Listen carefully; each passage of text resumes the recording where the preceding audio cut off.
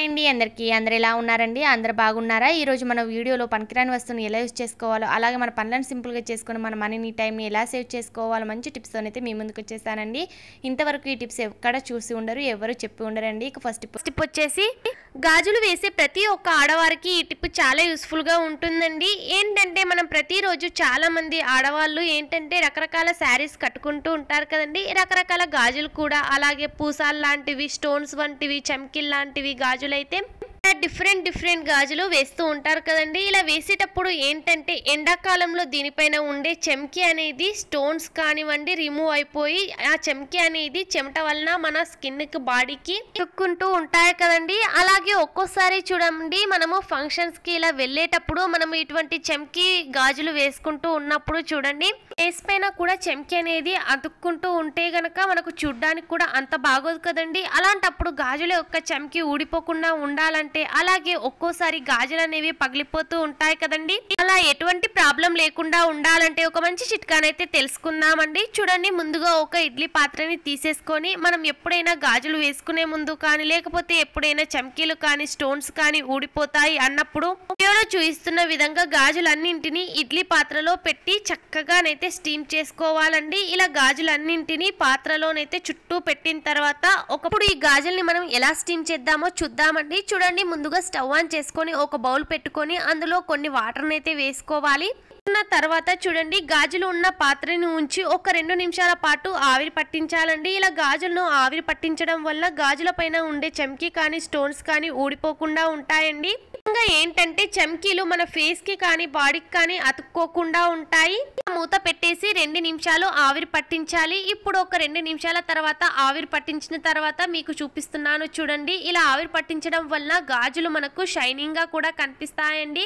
అలాగే గాజులు మనకు ఇంకా స్ట్రాంగ్ గా కూడా అవుతాయండి ఒక్కోసారి గాజులు ఏంటంటే మన చేయి జారి కిందన పడినా కూడా గాజులు అనేవి అస్సలు పగిలిపోకుండా ఉంటాయండి ఇక్కడ మీకు గాజులు హ్యాండ్స్ పైన ఇలా రబ్ చేసి చూపిస్తున్నాను చూడండి ఎటువంటి స్టోన్స్ కానీ చెమ్కిల్ కానీ అస్సలు స్కిన్ కి కోలేవు అలాగే రిమూవ్ కూడా కాలేవండి అలాగే గాజులు కూడా ఎక్కువ రోజులు మన్నిక వస్తాయండి చూడండి గాజులు ముందు మనకు డల్ గా ఉండే మనము ఇలా స్టీమ్ చేసిన తర్వాత చూడండి గాజులు మనకు కొత్త వాటిలా ఎంత చక్కగా మెరుస్తున్నాయో మీరే చూస్తున్నారు కదండి తప్పకుండా ఎప్పుడైనా మీ గాజుల యొక్క చెమ్కి ఇలా మనకు ఊడిపోతూ ఉంటే గనక తప్పకుండా ఈ టిప్ ని పాటించి చూడండి 100% వర్క్ అవుతుంది ఈ టిప్ కూడా మీకు నచ్చుతుందని అనుకుంటున్నాను ఇక నెక్స్ట్ సెకండ్ టిప్ వచ్చేసి మనం ఎప్పుడైనా డీప్ ఫ్రై చేసేటప్పుడు లేకపోతే చేపలు ఇలా వేపేటప్పుడు అలాగే చికెన్ కానీ పకోడీ కానీ ఏదైనా మనము డీప్ ఫ్రై చేసేటప్పుడు మనకు ఆయిల్ అనేది కలర్ చేంజ్ అవుతూ ఉంటుంది కదండి అలాంటప్పుడు ఈ ఆయిల్ ని మనము నార్మల్ ఆయిల్ లోకి అయితే కలపకుండా ఇలా ఒక గ్లాస్ లో మనము స్టోర్ చేసి ఉంచుకుంటూ ఉంటాం కదండి ఒకవేళ క్యాప్ ఉన్న బాక్స్ లో ఉంచుకుంటే అయిపోతుంది ఏం పర్లేదు కానీ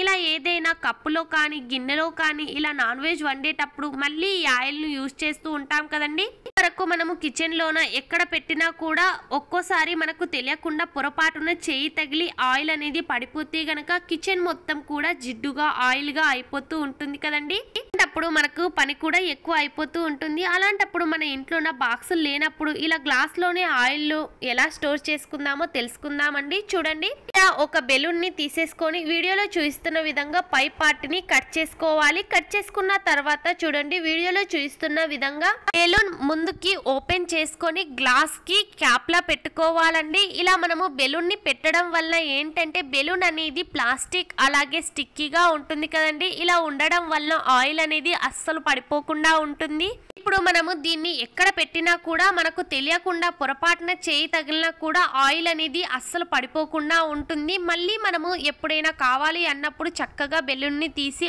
ఆయిల్ ని తీసుకొని చక్కగా క్లోజ్ చేసుకోవచ్చండి తప్పకుండా ట్రై చేయండి మనం వేరే బాక్సుల్లో వేసి క్లీన్ చేసే పని కూడా ఉండదు ఎప్పుడైనా ఆయిల్ మిగిలితే బాక్సులు లేకుంటే చక్కగా ఈ టిప్ ని అయితే పాటించి చూడండి 100% వర్క్ అవుతుందండి ఈ టిప్ కూడా మీకు నచ్చుతుందని అనుకుంటున్నాను ఇక నెక్స్ట్ థర్డ్ టిప్ వచ్చేసి ఎప్పుడైనా చూడండి మనం చపాతీలు లాటించేటప్పుడు చపాతీ ముద్దను మనం లాటించేటప్పుడు ఆ రోటీ అనేది మాటికి చపాతీ కర్రకి అంటుకుంటూ ఉంటుంది కదండి ముఖ్యంగా కొత్తగా అంటే బిగినర్స్ రోటీలు చేయాలంటే చాలా ఇబ్బంది పడుతూ ఉంటారు కదండి ఎందుకంటే కొత్తగా రోటీలు చేసేవారికి రోటీలు చక్కగా లాటించడం కూడా రాదు కదండి అలాగే రోటీ మాటికి చపాతీకి లాటించేటప్పుడు కర్రకి అంటుకుంటూ ఉంటుంది దీనికోసం రోటీ కర్రకి అంటుకోకుండా ఉండాలంటే ఇప్పుడిప్పుడే రోటీలు నేర్చుకునేవారు ఈ టిప్ తప్పకుండా పాటించండి. చూడండి, ముందుగా గ్యాస్ ఆన్ చేసి చపాతీ కర్రను కొంచెం అటు ఇటు తిప్పుతూ వేడి చేసుకోవాలండి. ఎందుకంటే గోధుమ పిండి ముద్దలో తడిదనం ఉంటుంది కదండి.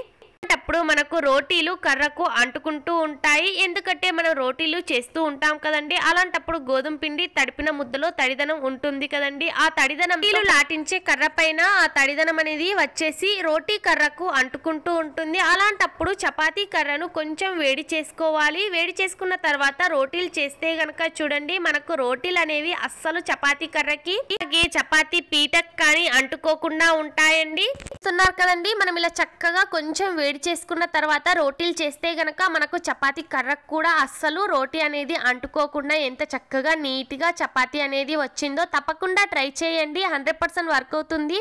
ఇక నెక్స్ట్ ఫోర్త్ టిప్ వచ్చేసి, ఎప్పుడైనా చూడండి మనం నైట్ కి రోటీలు చేస్తూ ఉంటాం కదండి. అలాంటప్పుడు నైట్ కి ఒకటో రెండో రోటీలు అయితే మిగిలిపోతూ ఉంటాయి, లేకపోతే ఇంకా ఎక్కువ రోటీలు కూడా మిగిలిపోతూ ఉంటాయి కదండి. అలాంటప్పుడు ప్రొద్దున ఈ రోటీల్ని తిందామంటే రోటీలు గట్టిగా అయిపోతూ ఉంటాయి కదండి. అలానే గట్టిగా ఉండే రోటీలను కూడా తినాలని కూడా అనిపించదు కదండి. అలాంటప్పుడు మనం గ్యాస్ ఆన్ చేసి పెనం పైన వేడి చేసినా కూడా రోటీ గట్టిగానే ఉంటుంది. అంటే ఫ్రెష్ రోటీ లాగా టేస్ట్ అయితే రాదు కదండి, మనకు సాఫ్ట్గా కూడా కాదు. అలాంటప్పుడు నైట్కి చేసిన రోటీ ప్రొద్దున్న తినాలన్నా రోటీ గట్టిగా కాకుండా సాఫ్ట్గా మెత్తగా ఉండాలన్న ఒక మంచి చిట్కానైతే తెలుసుకుందామండి. చూడండి, ఏదైనా ఒక టిఫిన్ బాక్స్ లోనైతే మిగిలిన రోటీలు ఎన్ని ఉన్నాయో అన్నింటినీ చక్కగా టిఫిన్ బాక్స్ లో ఉంచి క్యాప్ నైతే వేసేయాలండి. ఇక్కడ ప్లాస్టిక్ బాక్స్ నైతే అస్సలు యూస్ చేయకూడదు. ఇలా ఏదైనా స్టీల్ బాక్స్ లోనే మనము రోటీల్ని ఉంచుకోవాలండి. ఇప్పుడు స్టవ్ ఆన్ చేసుకొని కుక్కర్ పెట్టి అందులోన కొంచెం వాటర్ ను వేయాలి. వేసిన తర్వాత వాటర్ వేడి కాగానే వాటర్ లో రోటీలు ఉన్న టిఫిన్ బాక్స్ ని ఉంచుకొని చక్కగా ఒక 5 నిమిషాల పాటు సిమ్ లో ఉంచుకోవాలి. ఒక 5 నిమిషాల తర్వాత చూడండి, మనకు ఎంత గట్టిగా ఉన్న రోటీలు కూడా సాఫ్ట్ గా మెత్తగా అయిపోతాయండి. చూడండి, ఒక 5 నిమిషాల తర్వాత స్టవ్ ఆఫ్ చేసిన తర్వాత టిఫిన్ బాక్స్ ను ఓపెన్ చేసి రోటీలను మీకు చూపిస్తాను. చూడండి, రోటీలు అనేది మనకు ఎంత సాఫ్ట్ గా మెత్తగా అయ్యాయో. మనం కుక్కర్ లో వాటర్ వేసి ఉంచడం వల్ల స్టీమ్ వల్ల ఎంత గట్టిగా ఉన్న రోటీ కూడా ఎంత చక్కగా సాఫ్ట్ గా అయ్యిందో. అలాగే రోటీలోంచి బ్యాడ్ స్మెల్ వచ్చినా కూడా, అంటే ఎండాకాలంలో రోటీలకు వాసన వస్తూ ఉంటుంది కదండి, ఆ వాసన కూడా రాకుండా ఉంటుందండి. మీరే చూస్తున్నారు కదండి, మనము రోటీని ఇప్పుడే ఫ్రెష్ గా చేసినట్టు ఎంత మెత్తగా అయ్యాయో మీరే గమనిస్తున్నారు కదండి. అలాగే మనకు రోటీ వేడిగాను ఉంటుంది, సాఫ్ట్ గా కూడా ఉంటాయండి. అస్సలు నిన్నటి రోటీలా కూడా అస్సలు అనిపించదండి. తప్పకుండా ట్రై చేయండి. ఎప్పుడైనా రోటీ మిగిలిపోతే గనక మరుసటి రోజు ఆ రోటీని తిందామంటే గట్టిగా అనిపిస్తే తప్పకుండా ఈ టిప్ ని ట్రై చేసి చూడండి. 100% వర్క్ అవుతుందండి. మనకు రోటీలు కూడా మెత్తగా అవుతాయండి. తప్పకుండా ట్రై చేయండి. 100% వర్క్ అవుతుంది. ఈ టిప్ కూడా మీకు నచ్చుతుందని అనుకుంటున్నాను. ఈ టిప్స్ నచ్చితే గనక లైక్ చేయండి. ఇటువంటి యూస్ఫుల్ కిచెన్ టిప్స్ ని మీ ఫ్రెండ్స్ అండ్ ఫ్యామిలీ మెంబర్స్ కి షేర్ చేయండి. ఇంకా మీలో ఎవరైనా మన ఛానల్ సబ్స్క్రైబ్ చేసుకోకపోతే ప్లీజ్ సబ్స్క్రైబ్ చేసుకోండి. అలాగే ఈ టిప్ లో ఏ టిప్ అయితే బాగా నచ్చిందో కామెంట్ బాక్స్ లో కామెంట్ చేయండి. మళ్ళీ ఇటువంటి బ్యూటిఫుల్ కిచెన్ టిప్స్ తో మళ్ళీ మీ ముందుకు వచ్చేస్తానండి. అంతవరకు సెలవు. Thank you for watching. By by. Take care.